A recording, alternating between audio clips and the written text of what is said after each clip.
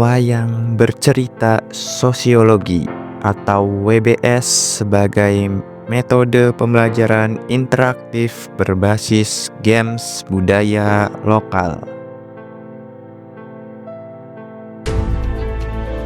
Metode WBS ini adalah gagasan untuk menumbuhkan rasa cinta dan bahagia dalam pembelajaran di SMA, khususnya pada mata pelajaran sosiologi.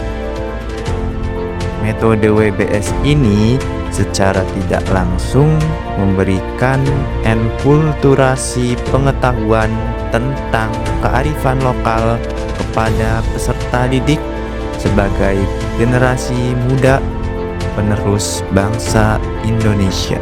Assalamualaikum warahmatullahi wabarakatuh. Waalaikumsalam warahmatullahi wabarakatuh. Apa kabar semuanya kelas 10 3 ya? Iya. Gimana kabarnya hari ini? Alhamdulillah. Semuanya baik ya. Semoga kita semua dalam keadaan sehat walafiat dan selalu dilindungi oleh Allah Subhanahu wa taala, Tuhan yang Maha. Amin ya. Oke, sekarang siapa yang tidak masuk? Banyak ya kayaknya ya? Iya. Tapi coba hadir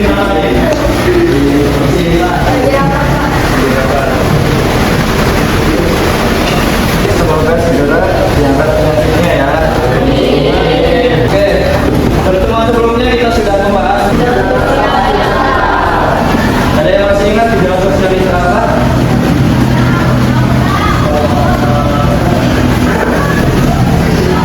Gejala sosial. Jadi gejala sosial itu suatu peristiwa ya, suatu peristiwa atau kejadian yang ada di lingkungan kita di sekitar.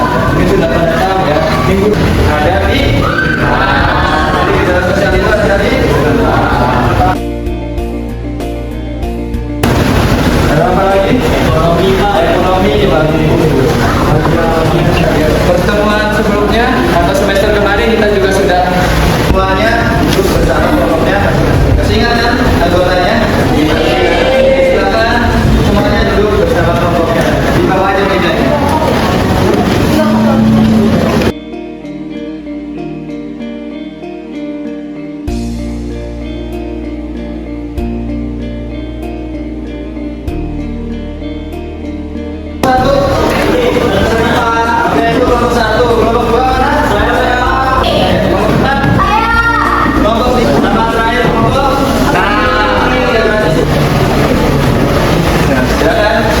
Sudah membagi ke dalam 6 tema juga ya. Untuk hari ini, pertemuan hari ini yang sudah saya sampaikan pertemuan sebelumnya sudah pada membawa kardus kan ya? Diangkat kardusnya. Hasilnya? Oke, silakan dibentuk.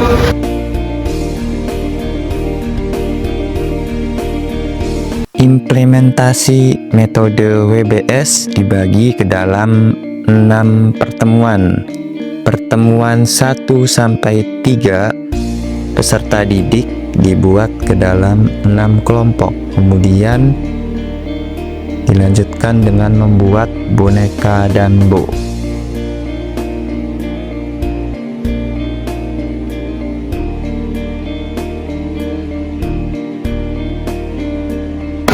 Ini waktunya sudah pergantian jam ya, mata pelajaran lain sudah berbunyi juga.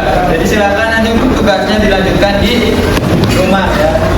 Kemudian pertemuan selanjutnya kita juga tetap akan membuat boneka itu ya. Jadi mulai dari sekarang kan kepala dulu. Pertemuan selanjutnya kita mungkin buat badan, kemudian tangan, kaki dan seterusnya ya. Bisa ya? Oke. Kemudian untuk teknis yang tampil nanti silakan semuanya saya minta semuanya harus siap ya. Jadi nggak menutup kemungkinan dari kelompok 6 bisa aja tampil yang pertama gitu. Kemudian misalkan kelompok 2 selanjutnya. Jadi nggak mesti kelompok 1 yang tampil pertama begitu ya, bisa ya. Jadi saya minta pertemuan selanjutnya harus sudah siap dan juga harus presentasi. Untuk teknis presentasi nanti silakan meja ini sudah siap, kemudian yang itu silakan bawa baju ganti ya. Jadi kita akan mementaskan sebuah drama dari boneka yang sudah dibuat itu. Sebelum masuk ke boneka, sebelum presentasi nanti akan dibuat alur dulu ya. Alurnya dari scrapbook. Nanti setelah membuat boneka ini kita buat alurnya dari scrapbook itu. Kalian tuangkan di scrapbook itu. Bisa ya? Bisa. Oke. Mungkin karena waktu sudah habis juga. Untuk pertemuan hari ini saya tutup dengan mengucap alhamdulillahirabbil alamin. Oke, terima kasih banyak atas perhatian dan kerjasamanya. Bila mana ada kesalahan kata atau apapun itu saya mohon maaf. Wabillahi hidayah. Assalamualaikum warahmatullahi wabarakatuh. Assalamualaikum warahmatullahi wabarakatuh. Oke, pertemuan hari ini kita melanjutkan pertemuan minggu lalu ya. Kita tetap melanjutkan membuat apa namanya boneka dan oke, jadi silakan membuat boneka dan sampai selesai. Dan hari ini silakan tuangkan naskahnya ke dalam scrapbook itu ya. Jadi silakan naskahnya di scrapbook. Kemudian pertemuan selanjutnya kita akan presentasi. Pada pertemuan keempat dan kelima, peserta didik dapat membuat kerangka alur cerita dalam masing-masing kelompok yang dituangkan idenya ke dalam pembuatan scrapbook.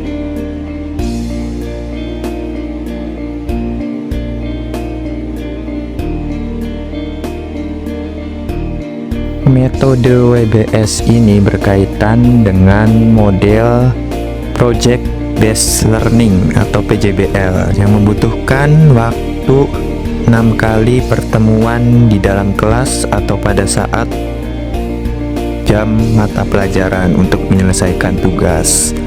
Pertemuan 1-3 berkenaan dengan proses pembuatan boneka Danbo. Kemudian pertemuan 4 dan 5 itu peserta didik dapat membuat kerangka alur cerita melalui proses pembuatan scrapbook.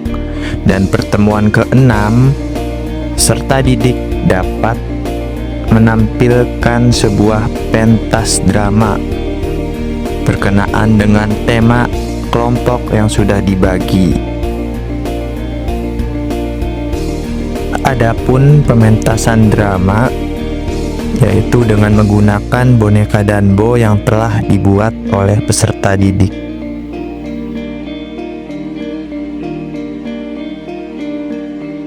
Ada 6 kelompok ya.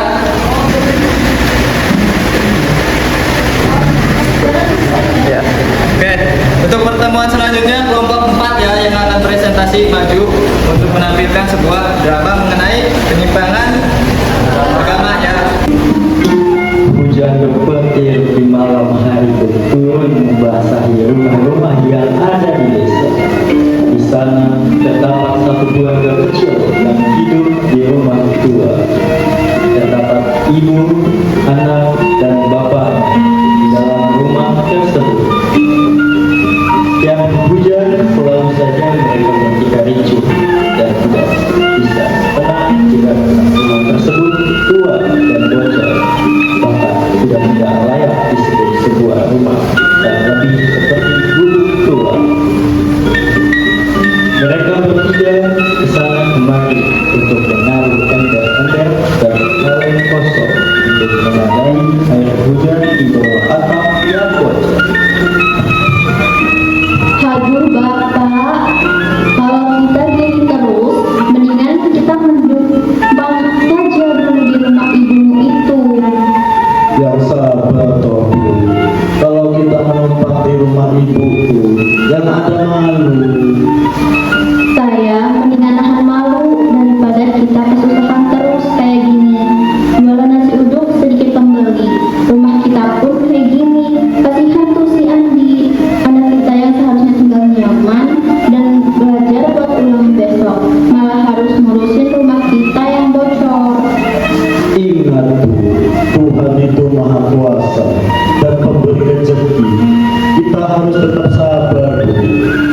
juga nanti Bapak tampil ke rumah kita. Keesokan paginya, Bapak dan Ibu pergi ke pasar desa sebelah untuk membeli sayur-sayuran. Di saat Bapak menunggu Ibu selesai berbelanja, ia melihat ada keramaian mengerumuni satu penjual. Bapak pun mendekati penjual itu. Ayo bapak-bapak, ibu-ibu, nggak usah diragukan lagi. Cincin-cincin ini sakti dan benar-benar menyembuhkan semua penyakit. Tinggal rendam cincin ini ke air dan meminumnya, niscaya orang tua, anak, dan bahkan bapak ibu sendiri yang sakit akan sembuh secara ajaib. Wah, mana bisa begitu, Bu? Itu mah ketara banget bohongnya. Jadi percaya begituan. Wah, tenang Bapak, Ibu. Batu ini seperti perantara antara Tuhan dan kita. Maka dari itu, semua sakit yang sembuh atas izin dari Tuhan. Yuk Pak, pulang. Ibu sudah selesai. Oh iya, yuk Bu. Bapak dan Ibu pun menuju ke desa kembali. Di saat perjalanan, Bapak hanya melamun dan berpikir apakah yang dikatakan penjual itu benar atau tidak. Minggu selanjutnya pun tiba. Andi tiba-tiba jatuh sakit selama 3 hari.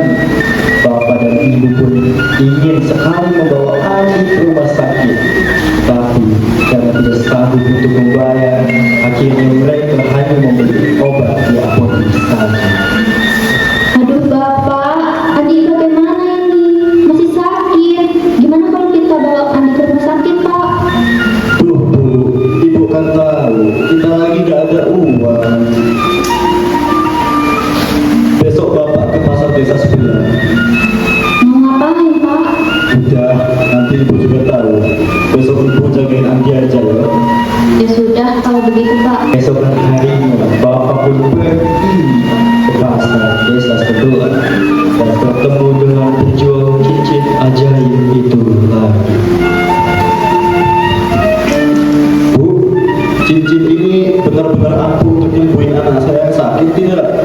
Wah, tentu dong. Cincin ini gak usah diragukan lagi. Tetangga pun yang mendengar itu malah beranggapan bahwa Bapak ini adalah orang sakti dan perantara Tuhan yang mampu menyembuhkan segala penyakit. Bapak yang melihat peluang itu pun langsung terpikir untuk membuat bisnis dari cincin tersebut dan bisnis Bapak yang merasakan ini. Dan pada suatu hari pun Ibu berbicara kepada Bapak kenapa tidak mencari pekerjaan lain saja, Pak? Jujur saja, Ibu dan Andi sudah tidak nyaman kalau Bapak seperti ini. Loh, tidak nyaman bagaimana Bu? Kita kan sudah hidup berkecukupan toh.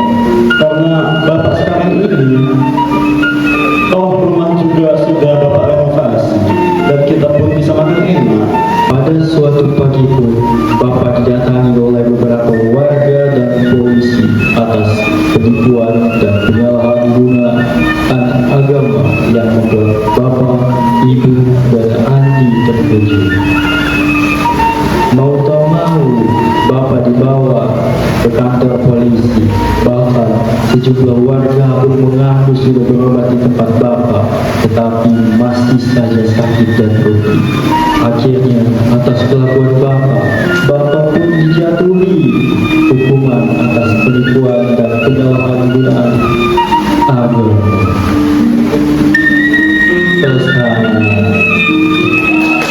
Karena waktu juga, seperti yang sudah berbunyi, untuk kelompok 4, sekali lagi terima kasih banyak.